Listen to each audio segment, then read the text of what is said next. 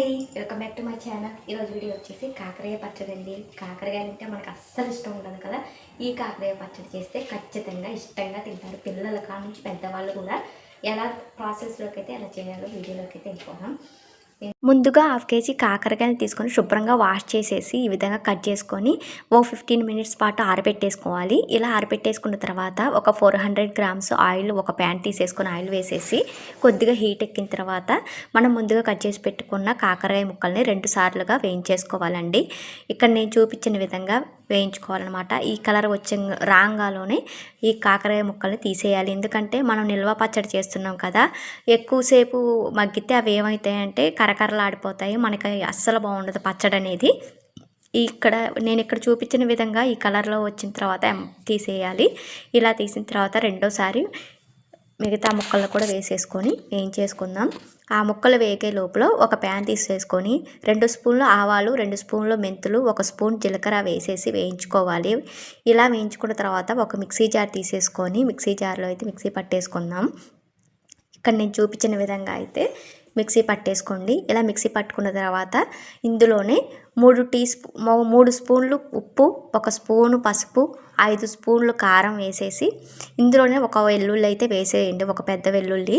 ఇలా వేసుకొని మొత్తం మిక్సీ పట్టేసుకొని ఒక పక్కనైతే పెట్టేసుకుందాం. ముందుగా ఇలా మిక్సీ పట్టేసుకున్న తర్వాత నేను ఇక్కడ చింతపండు నానబెట్టింది చూపించలేదండి. ఒక నిమ్మకాయ సైజ్ అంతా చింతపండు తీసేసుకొని వేడి వేడి నీళ్ళైతే వేసేసుకుంటే అది నానిపోతూ ఉంటుంది. ఇలా నానిపోయిన తర్వాత ఇప్పుడు ఇక్కడ కాకరకాయ ముక్కలు అయితే వేగిపోయాయి. ఇవన్నీ పక్కన తీసేసి పెట్టేసుకుందాం. ఇలా పక్కన పెట్టేసుకొని అదే ప్యాన్లో నూనె సరిపోకపోతే కొద్దిగా వేసేసుకోండి. నాకైతే చివరిలో సరిపోలేదు, కొద్దిగా వేసేసుకోండి. లేదా అంతా అయిపోయిన తర్వాత కొద్దిగా వేడి చేసి నూనె వేసేసుకోండి. ఇలా అదే ప్యాన్లో ఆవాలు 1 స్పూను, జీలకర్ర 1 స్పూను, వెల్లుల్లి దంచి వేసేసుకోండి, ఒక 4-5 రెమ్మలు. వెల్లుల్లి ఎక్కువ వేస్తేనే పచ్చడి చాలా టేస్ట్ ఉంటుందండి.